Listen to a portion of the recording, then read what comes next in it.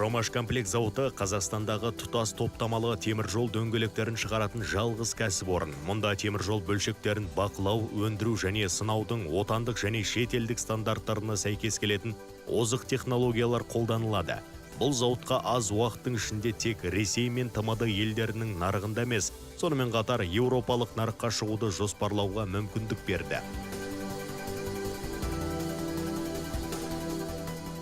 Бұл жоба ең біріншіден қағаз жүзінде кіргенде, әрбір қаржыгерге ең бастысы бұл жобаның жүзеге асырылуы, оның жаңағы көрсеткіштерге жетуі. Осындай мысал ретінде Промашкомплект жобасын айтып кетуге болады. Банкке қаралуға кіргенде ол 200 мың жыл сайын беретін теміржол дөңгелектері болса, келесіде бір жылдан кейін инвестордың шешімі бойынша тағы да зауыттың өндірістік қуатын көбейтуге шешім қабылданған болатын. Қазіргі таңда бұл екі көрсеткішті ескере ала отырып, керемет жұмыс жасап отыр. Сонымен қатар айтып кететін бір жайт, бұл Қазақстан Даму банкінің мақсатын айтып отырсақ, бұл тек қана инвестициялық жобаны қолдау емес, сонымен қатар сол инвестициялық жобаны жүзеге асыру барысында егерде экспортқа шығарылатын тауар болса, онда біз айналымға қаражатты беруді қолдайтын боламыз. Сондықтан осы жобаға біз осындай қолдау көрсеткен болатынбыз.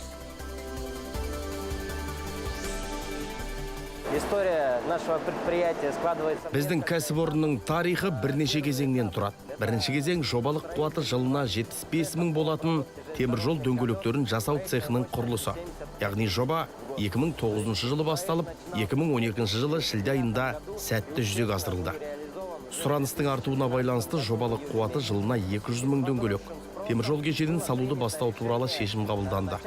Бұл жоба индустриялық дамудың 2015-2019 жылдарға арналған мемлекеттік бағдарламасы аясында іске қосылды. Жобаның құны 54 миллиард теңгеден астам болды. Оның 36 миллиардын Қазақстанның Даму банкі 7% мөлшерлемемен бөлді.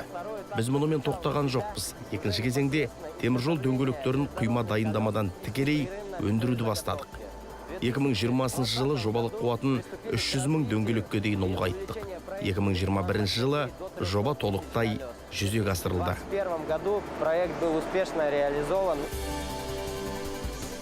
Әлемде өзіндік құны бар ең төмен өнімнің жоғары сапасы Промашкомплект жауапкершілігі шектеулі серіктестігі теміржол дөңгелектерін өндіру нарығында бәсекеге қабілетті болып қалуға мүмкіндік береді. Сондай-ақ кәсіпорын дөңгелектер өндірісінің әр кезеңін нақты уақыт режимінде бақылауға мүмкіндік беретін бірегей автоматтандыру жүйесін енгізгенін атап өткен жөн.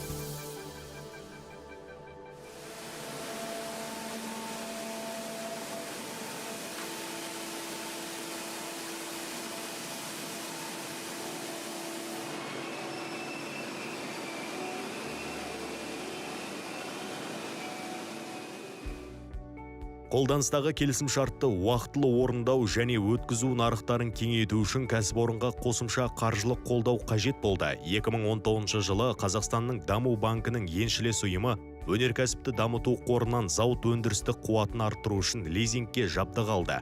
Осылайша өндірілген дөңгелектер саны жылына 200 мыңнан 300 мыңға дейін жетті.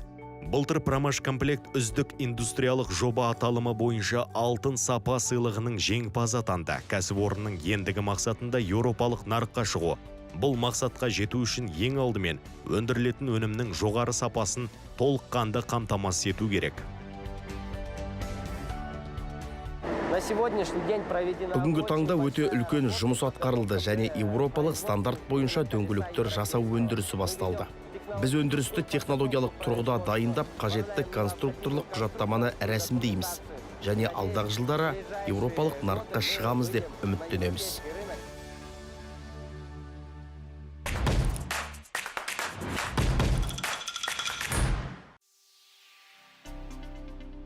Кез келген өндірістік кәсіпорынның міндеті ел экономикасына қосқан үлесінен басқа өзінің орналасқан аймағын дамыту болып табылады. Промашкомплект жауапкершілігі шектеулі серіктестігі жас мамандарға жұмысқа орналасуға мүмкіндік беріп, өңірде жастарды ұстап қалуға белсенді ықпал етуде. Ең көрнекті мысал, зауытта шебер болып еңбек жолын бастаған Иван Дычко қазір бас директор қызметін атқарады. Қызметкерлердің көбі Промашкомплект жауапкершілігі шектеулі серіктестігі құрылған сәттен бастап жұмыс істейді. Маған осы заводта жұмыс жасау өте ұнайды. Неге десеңіз, өйткені бізде қауіпсіз жағынан өте тиім, өте жақсы қаралған, әлеуметтік жағдайы жасалынған, және де бізде білім жағына өте берілген. Мысалы, білім бізге үйретеді. Әр жыл сайын біздің завод дамып отыр. Дамып отқаннан кейін бізді де дамытып, бізді білім беріп, бізді оқытып отыр. Бұл завод Қазақстан бойынша жалғыз завод. Мен өзім осы заводта істегеніне мақтанып кетемін. Жоғарғы оқу орнын бітіргеннен кейін 2019 жылы осында жұмыс мансабымды бастаған болатын. Яғни осындай компанияда жұмыс мансабымды бастағаныма қуанамын. Жұмыстан бос уақыттарымызда салауатты өмір салтымен айналысамыз, яғни оның ішінде футболдан аптасына 3 рет жаттығу жасаймыз, және де әр сенбі, жексенбі күндері облыс біріншілігінде футболдан жарысқа қатысамыз. Және де осы қазіргі таңда мен отбасы құрған болатынмын. Енді жас отбасыға ең басты мәселе ол пәтер деп есептеймін. Сол пәтер жағдайын сырттан келгендіктен, және де осы жас маман болғандықтан маған осы пәтер мәселесін осы компания шешіп берген болатын. Осыған мен мақтанышпен осыны айта аламын. На сегодняшний день предусмотрены большие программы. Бүгінгі таңда әлеуметтік бағыт бойынша көптеген бағдарламаларды жүзеге асырып жатырмыз. Біз өз жұмысын жауапкершілікпен атқаратын кәсіби мамандарымызды оқуға жібереміз. Әрине, маманның өзі қалаған жағдайда кәсіпорын есебінен оқып, біздің саламен байланыста қосымша білім алады. Яғни кәсіпорын оқуға ақы төлейді. Ал болашақта қызметкер алған білімін біздің кәсіпорында тікелей тәжірибе жүзінде қолданады. Непосредственно на практике у нас на площадке.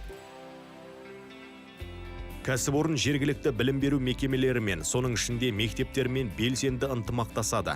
Осы салаға қызығушылық танытқан жоғары сынып оқушылар үшін тағылымдамадан өту бағдарламалары қарастырылған. Онда оқушылар жұмыс ортасына тікелей еніп, табысты мансап үшін қандай дағдылар қажет екенін біле алады. Мы придумали отличную программу. Біз керемет бағдарлама ойлап таптық. Әр апта сайын оқушыларда, яғни 9-11-дің және қазір 10 және 8 сыныптарды қостық. Онда кәсіпорынға келеміз. Онда экскурсия ұйымдастырып, жас ұрпақты өндіріспен таныстырамыз. Сонымен қатар қос тарапты оқу бағдарламасы да жұмыс істейді. 50% колледжде, 50% кәсіпорындағы жұмыс. Әрине, бұл тегін емес, жалақы төлейміз. Адамдар жұмыс істейді және білім алады. Сонымен қатар материалдық тұрғыда ынталандыру бар. Біздің кәсіпорын өте жас, қазір онда 770 адам жұмыс істейді. Осы 770 адамның орташа жасы 34-те. Средний возраст работника у нас 34 года.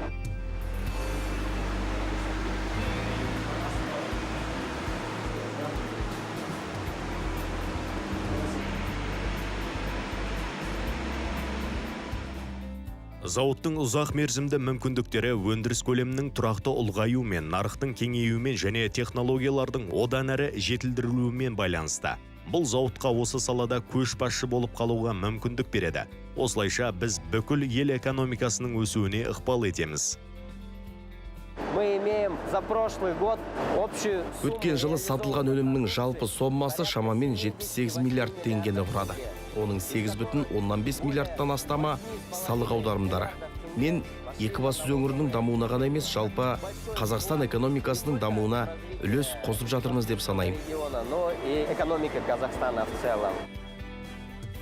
Промашкомплект зауыты Қазақстанның көлік және логистикалық инфрақұрылымын дамытуда маңызды рөл атқарады. Сапалы және ұзақ мерзімге жарамды темір жол дөңгелектерін өндіру Қазақстандық темір жолдардың қауіпсіздігінің кепілі.